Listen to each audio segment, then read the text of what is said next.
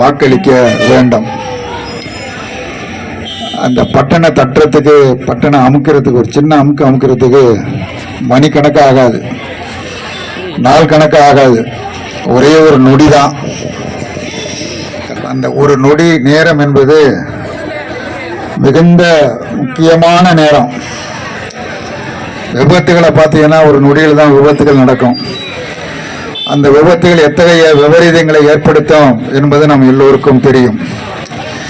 அதை போல 23ஆம் தேதி காலை நாம் வாக்குச்சாவடிக்கு சென்று நாம் வாக்களிக்கிற பொழுது அந்த ஒரு நொடி நேரத்தை நாம் மிகச் சரியாக பயன்படுத்த தவறினால் 5 ஆண்டு காலத்திற்கு இந்த நாடு மிக மோசமாக பாதிக்கப்பட்டுவிடும் என்கிற கவலையோடு, என்கிற அக்கறையோடு இந்த தேர்தலை நாம் சந்திக்க இருக்கிறோம்.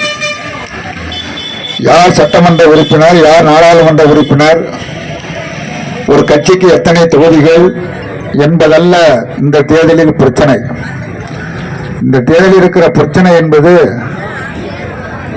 தமிழ்நாட்டு மக்களுக்கும், தமிழ்நாட்டுக்கும், டெல்லிக்கும் நடைபெறக்கூடிய ஒரு அரசியல் போராட்டம். எந்த தனிப்பட்ட நபர்களுக்கு எதிராகவும் அல்ல.